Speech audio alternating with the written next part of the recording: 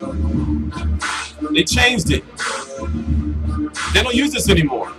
Remember when you used to get hype when HBO 24/7 used to come on? Now, I mean, don't get me wrong, I still get hype, but it's just not the same. But however, I do have to admit that the last HBO 24/7 with Kovalev versus Ward, that was good. But really, how much, how good can HBO 24/7 Canelo versus Golovkin be? It's going to premiere after Cotto versus Kamagai on HBO, the same day as Mayweather versus McGregor. So the first episode of HBO 24/7 Canelo versus Golovkin is going to premiere on HBO August 26th, of course, 2017. I'm TstreeT Controversy. This is TstreeT Controversy Live. And I understand what you're saying. Oh, this is not the real HBO 24/7 episode. This guy tricked us. Only a fool can be tricked. And also, if you've read the description and the title, I've been doing this for years. And basically what I like to do is I like to give you a preview of the fight. Talk about the controversy. Talk about how basically only the WBA and the IBF titles are going to be on the line, not the WBC, because Canelo has an issue with them for pretty much no reason, in my personal opinion. He got mad because the WBC was like, yo, you putting us in a tough spot, bro. We got to strip you because Golovkin, he had beat the mandatory for the WBC already. He got the interim title, and he beat the silver champion. So it's like, you next, but you're not going to fight him. We got to strip you, or the media is going to fucking dig in our ass. And Canelo's mad at them. It's like, yo, no, I'm not fucking with y'all anymore. And it's like, yo, bro, you did this shit to yourself. But at the same time, it is what it is. Who do you think is going to win the fight? It's going to be in the T-Mobile Arena, September the 16th. And it should be the biggest fight of the year. It should be the most financially successful fight of the year. But the fucked up part about it is it's not. Also, really, let's be honest with each other. The numbers for Canelo versus Chavez Jr. didn't come out. They didn't officially come out. The number I got is 850,000 pay-per-view buys. That fight should have did 1 million and more. But remember, we were told that Cotto versus Canelo was going to break the Mayweather Canelo record. We was told that was going to do 2.5 million. That shit did 900K. So really, honestly, and this is a fight that all hardcore fans need to buy this fight. I'm still pissed off, and just thinking about it makes me mad, and I want to start cussing and yelling because there's no way with fucking hardcore boxing fans that I'm trying not to smash my table. That hardcore boxing fans, only 130,000 of us showed up for Ward versus Kovalev 2. 130,000 pay-per-view buys. What the fuck is going on? But yet you want to talk about how much fighters should be making and this fighter ducking this fighter and everything, but you don't put no money into the sport. And yes, I'll say it. Even though some of them be at the fights now, there's some scumbag media members that be on YouTube that tell you don't buy the fight or they don't buy the fight. What the fuck?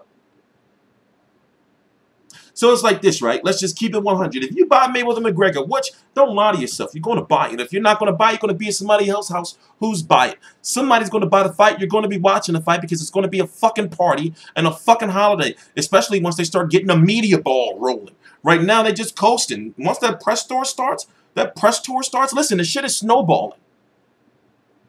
God bless Golden Boy and everything. They're trying. What the fuck, man? I got this fly, man. Did I get him? I got him! I'm sorry.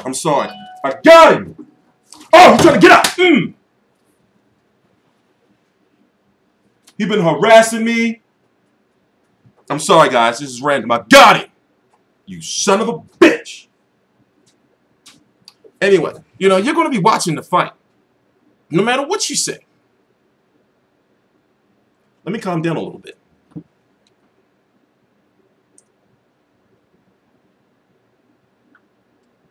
So, I'm having a hard time feeling that if Canelo Chavez couldn't do 1 million, I'm having a hard time feeling that Canelo versus Golovkin can do 1 million. Am I wrong? Don't get me wrong. Canelo has a strong Mexicano fan base. But when it comes to Golovkin, yes, his marketability is rising. But his fan base of Kazakhstanians are not here in the States. So really, he's been doing his best, and his team, which was smart, to adopt the Mexican culture and the Mexican style. But, you know, is that enough to generate 1 million pay-per-view buys? You scumbags better have your money. Buy the pay-per-view. Why do you want to be watching on some fucking phone or some shit, man? And I can understand, like, if you at work or if you don't got the money, then do what you gotta do. But it's like, yo, for real, I'm getting sick and tired of boxing fans talking all this boxing shit and they don't buy the fights. And it's something that's going on here in the States. I'm not saying it's not going on overseas, but overseas boxing is really, really thriving. People say boxing is dying. It's not. Every time you think boxing is dying, it's not. It's all about marketability and the promotion. They did what they can do with Canelo versus Golovkin. They had a press tour, even though the press tour was just it wasn't generic. It was a press tour. It was a red carpet. They did everything they were supposed to do. But how many people did they really, really reach out to? Now, it was good. They was on the Good Morning Americas and the ESPNs and all the shows and everything. But what did they really, really do to drive sales? I was talking with somebody. I have the chance to potentially let me tell you some real shit. I have the chance to potentially work with a promoter sometime in the next couple of months, few months. You know, we're still going over things. We still have to have a conversation, some conversations about things. But basically, with this promotional company, they understand, you know, that the people who buy the fights, did this motherfucker come back alive? I'm seeing shadows and shit. They felt like he haunting me.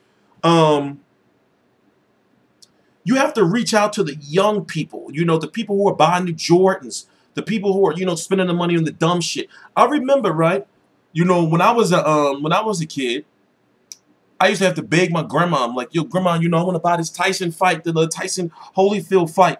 Can I buy it on pay-per-view? She's like, no. How much is that? It's like $50. She's like, nah, you can't buy it. Fine, on my cable bill. And I'm like, grandma, you know, and I just was, you know, like trying to be good. I'm cleaning up the house and everything, you know. And then finally, me and her, we got into negotiations. You know, I forgot what I had to do, but I had to do, like, you know, I think I had to clean up the basement or something that was real, like, hard-ass work. But I got it done. We got to reach out to those kids, those teenagers, the people who have the money, not these broke bastards that be at home. You know, the kids in this younger generation, this social media generation, is where the money's at. You know, we got to make them into boxing fans. And that's, truth be told, like my style. As far as, I tell people, even though I'm a media member now, I'm a regular guy. You see what I'm saying? You know, the days of suit and tie media are over, ladies and gentlemen. The days of the suit and tie media, that shit is over. You got to reach these different, younger, more, I want to call them urban, but it's not. You know, you got to reach those demographics. You know, and when I looked at the Canelo versus Golovkin press tour, yeah, it looked nice and everything, but who were they really, really appealing to? You know? Like, who are you really, really appealing to? You know, they got to start getting creative when it comes to some things. So it's like this. I'm still torn on who's going to win. I do feel that Golovkin respected Danny Jacobs' power. That's why he fought the fight that he fought. However, Canelo is not as big as Danny Jacobs. Also, we're going to find out if Canelo power really carry up to 160, because if you really look at it, he's been fighting people that he's been bigger than. Outside of fucking, or people who've been knocked out before have questionable chins. You know? So this is his first real test outside of Mayweather and Irrislandi Lara. Is that another one, or did he come back to life? I gotta get him too. So yeah, man, I'm gonna get him before my next video. Let me stop. Let me be professional and shit. So it's like this, right? I feel that Canelo versus Golovkin can do 1 million. I'm getting pissed. You know, every now and then, I say at least one time a year, I have like a video where some crazy shit like this goes down and just fucking annoys the fuck out of me. Where it's like, you know, I'm really trying to put out a good video and a fucking fly is bothering me. I don't know if that's the same nigga, the same fly or not. But anyway, I don't really, like, put it this way. I feel that overall Golovkin is the better boxer, fighter, when you look at like movement, punch variety, You know, but I do feel that Canelo is better defensively. But if you really look at it, man, Canelo ain't been fighting nobody. I mean, not nobody, but nobody really like on his level. Now, of course, this is where somebody's going to be in the comment. Oh, but well, look at Golovkin's resume. Who has he fought? You know, I'm going to go into it in more detail. Should I do it now? Let me do it now real quick. Now, let's talk about some real shit here. Something I talked about in the previous video. Just to get you up to speed on how Golovkin got where he is today. And let's talk about the fighters that he has fought. So if you look at Danny Jacobs was I'm going to run through it quick. Even though I did it in detail, it took me like a half an hour or so to explain it all. I'm going to do it, you know, in a quick format. So Danny Jacobs was WBA mandatory. Kell Brook, that was a money fight. Golovkin needed that money. You know, even though it was a smaller fighter, he went over to the UK, made a shitload of money. Dominic Wade was the IBF mandatory. David Lemieux, he won the IBF from. Willie Monroe was kind of a free fight at that time, if makes sense. You know, Martin Murray was the WBC silver champion, future WBC mandatory. Marco Antonio Rubio was the WBC interim. If he didn't beat Marco Antonio Rubio, he wouldn't have been awarded the WBC title that Canelo dropped. And if he didn't fight Martin Murray would have been the next mandatory. You know, and he would have had to fight Martin Murray instead of Danny Jacobs. When you look at Daniel Gill, that fight was for the WBA Super World. You know, Ousmane Uadama, if I'm correct, was the WBA mandatory at that time? I forgot what Ousmane Uadama is. And then the list goes on. So if you look at his last several fights, they all meant something outside of really Willie Monroe. And you could say Kell Brook was a smaller fighter, but guess what? Kell Brook was for a lot of money. Golovkin wasn't making no real money before that. You see what I'm saying? So if you look at Saul Canelo Alvarez, you know, Julio Cesar Chavez Jr., after he said that he wasn't a real middleweight. Now, this is not, now listen, this is just facts I'm putting out. I'm not a Canelo hater. You know, I'm one of the people that said Canelo beat Erislandy Lara, but guess what? I don't have to prove anything to you. The point I'm trying to make is I just don't, I don't pick sides. I'm just looking at it from both sides, you know? So, he fought Julio Cesar Chavez Jr. at 164.5. Where the fuck did they get that from? You know, and after saying that he wasn't really a middleweight, he jumps up to super middleweight. So even though that super middleweight, that's kind of super Canelo light middleweight or some shit. He fought Liam Smith at 154 because he was saying that after he dropped his WBC title, that he wasn't really a middleweight, so he couldn't drop his title and then still fight at 160. So he had to go down to 154, get butt-ass naked on the scale, cinnamon stick all exposed. That's saying, no pause. You know? Beats up Liam Smith, right? Before that, fought Miguel Cotto. Remember, Miguel Cotto tried to do some slick shit. He tried to burn Golovkin for his money. The WBC came to Golovkin, came to Cotto and was like, yo, I believe it was like 1.6 million they asked him for. But it was a lot of money. And they came in like, yo, we want that 1.6 million. So Cotto was trying to act like he was slick. He was like, yo, I'm not paying you no 1.6 million, you know, for no sanctioning fee. They was like, nah, you got to pay us 800K for the sanctioning fee, and you got to pay Golovkin his step-aside money. Cotto wasn't slick, but see, if you don't know boxing as far as the politics and no shit like that, then they could try to slip shit like that past you through the media to make you think that Cotto dropped his belt because the WBC was on some shady shit. But in reality, you know, it was like, yo, you got to pay him his step-aside money for us allowing you to fight Canelo and give us our sanctioning fee. So it's like this. The list goes on and on. He fought James Kirkland at Canelo weight, Erislandy Lara Canelo weight, and then guess what? If you don't know how Canelo weight 154 pounds started, is he fought Floyd Mayweather at 152. He was supposed to fight Alfredo Angulo that March. He fought Mayweather in September. He fought Alfredo Angulo that March. It was supposed to be at 154, but the day of the weigh-in, Canelo couldn't get that pound off, so they paid Alfredo Angulo some extra money and changed the contract the day of the weigh-in, which began Canelo weight.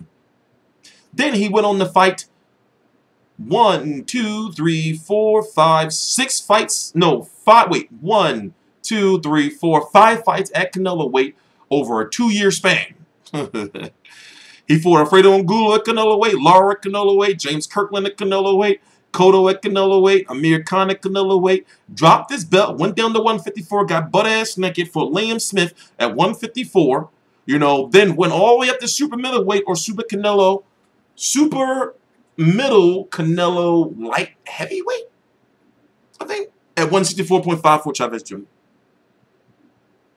That's not my business, though. From TstreeT Controversy, this is TstreeT Controversy Live. I'm interested to see how they do this. Also, I'm pretty sure they're going to do a face-off if it hasn't been filmed yet. You know, I'm really interested to see the face-off of Max Kellerman, even though Canelo may be saying some shit. What is Golovkin really going to say? Because his English, even though it's gotten better, you know, what can he really say? But anyway, August the 26th, I will post the time down below in the description box. As soon as I look it up and get to editing the description box. TstreeT Controversy, this is TstreeT Controversy Live. I cover every single major fight live. Please subscribe. Oh, and I'm going to be out in Vegas that week. Right? Please subscribe.